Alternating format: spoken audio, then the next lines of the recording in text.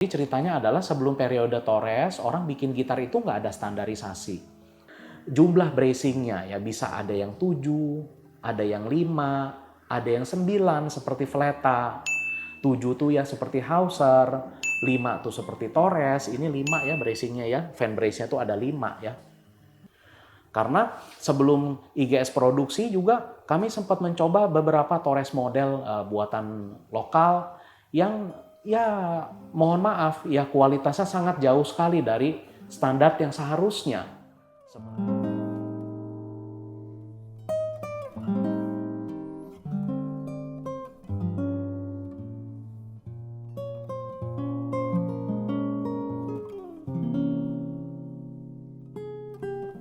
Jadi di episode kali ini IGS mau membahas lagi satu produk yang terbaru dari IGS. Tentu bukan dalam rangka promosi ya teman-teman sekalian, tapi sebagai dalam rangka edukasi juga buat teman-teman semua. Supaya teman-teman jadi mengetahui lebih dalam lagi mengenai gitar klasik ya.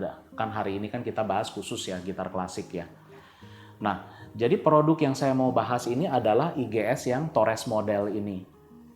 Nah, ini jadi adalah replika dari gitar Torres tahun 1867. Nah, gitar Torres ini sebelum kita bahas lebih lanjut, sebelumnya kita cerita-cerita dulu ya. Siapa sih Torres itu? Terus apa sih, kenapa gitar ini jadi penting sampai banyak dibuat ulang sama pembuat-pembuat gitar hebat di seluruh dunia. Nah, pertama kita harus tahu dulu bahwa Torres itu nama lengkapnya Antonio de Torres Jurado. Itu adalah pembuat gitar yang berasal dari Almeria, Spain. Nah, sosok Torres ini dianggap sangat penting karena dia adalah peletak dasar fondasi dari konstruksi gitar. Nah, jadi kenapa disebut peletak fondasi untuk konstruksi gitar? Jadi ceritanya adalah sebelum periode Torres, orang bikin gitar itu nggak ada standarisasi.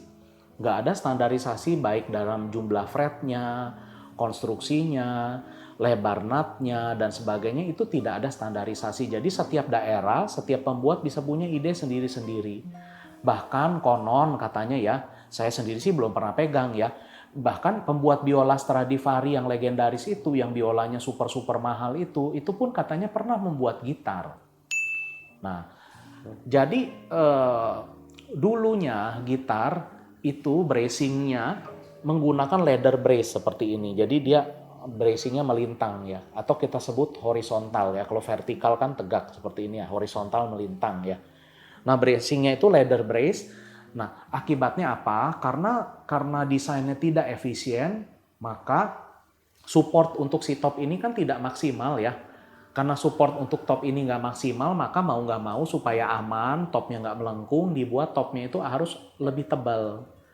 Nah, karena topnya tuh lebih tebal, maka suaranya tuh ya nggak keluar. Semua instrumen yang topnya terlalu tebal itu selalu suaranya nggak keluar ya. Itu hukum fisika sederhana ya. Jadi benda yang tebal, benda yang berat pasti sulit bergetar, sulit menghasilkan suara. Nah, Torres melakukan satu standarisasi. Terobosan pertama yang dia lakukan adalah mengubah desain gitar yang tadinya leather brace menjadi fan brace. Fan brace itu bentuknya kayak kipas ya, jadi dia melintang seperti itu, vertikal dan melebar, jadi seperti kipas fan ya. Nah, jadi di sini ada bracingnya, layoutnya kira-kira seperti itu, nanti ditampilkan deh gambarnya supaya lebih jelas lagi.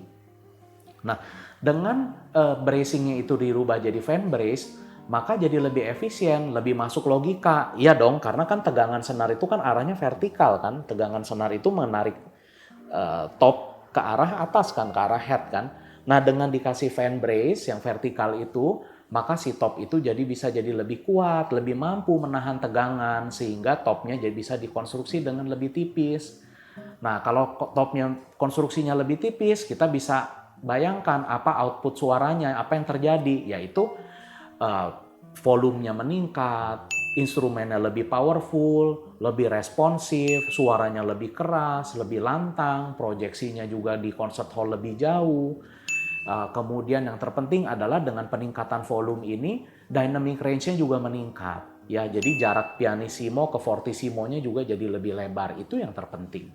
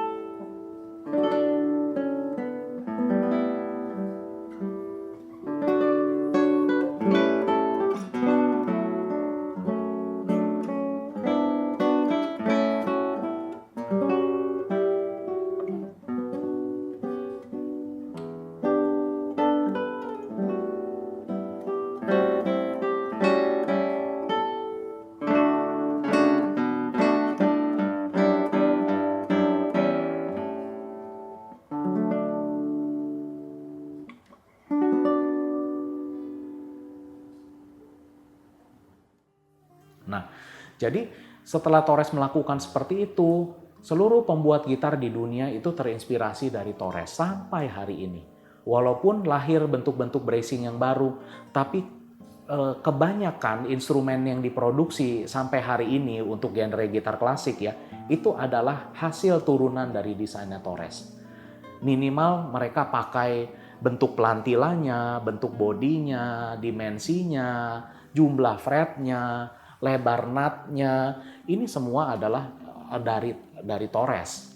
Bahkan pembuat-pembuat gitar modern seperti double top misalnya itu juga kebanyakan ya, saya nggak bilang semua ya, kebanyakan pun masih pakai fan bracing dengan segala variasinya. Fan bracing ini variasinya banyak teman-teman, jadi nggak cuma begitu aja bentuknya. Jumlah bracingnya ya bisa ada yang 7, ada yang 5, ada yang 9 seperti Fleta, 7 tuh ya seperti Hauser, 5 tuh seperti Torres, ini 5 ya bracingnya ya, fan brace-nya tuh ada 5 ya. Atau seperti kalau di pembuat gitar modern yang bracingnya 5 tuh seperti Johan Rotel yang gitarnya sempat kita tampilkan juga di episode yang sebelumnya ya. Nah, berbagai variasi ya, kemudian Robert Boucher, pembuat gitar legendaris dari Prancis, selain bracingnya berbentuk fan, dia juga menambahkan underbridge support. Ya, jadi di bawah bridge-nya ini ada bracing lagi. Nah, jadi variasinya tuh banyak sekali. Nggak cuma puluhan, nggak cuma ratusan, tapi bisa ribuan. Banyak sekali variasinya. Karena layoutnya diubah sedikit, ya itu udah variasi ya. Tapi ide dasarnya mereka ambil selalu dari Torres. Jadi Torres ini adalah sosok yang sedemikian penting. Banyak pembuat gitar dunia akhirnya memproduksi gitar Torres sebagai tribute atau penghormatan atau bentuk kekaguman terhadap sumbangsi si Torres ini terhadap dunia konstruksi gitar. Nah, kemudian kita masuk topik yang berikutnya ya. Apa sih tujuannya IGS memproduksi Torres model ini? Jadi karena IGS banyak belajar dari pembuat-pembuat gitar terbaik di dunia, kami menganut satu pemahaman yang mengatakan bahwa ketika kita mau membuat satu karya tribute untuk pembuat gitar legendaris di masa lampau, maka mentalitas yang tepat adalah kita harus buat si karyanya itu lebih baik daripada karya originalnya.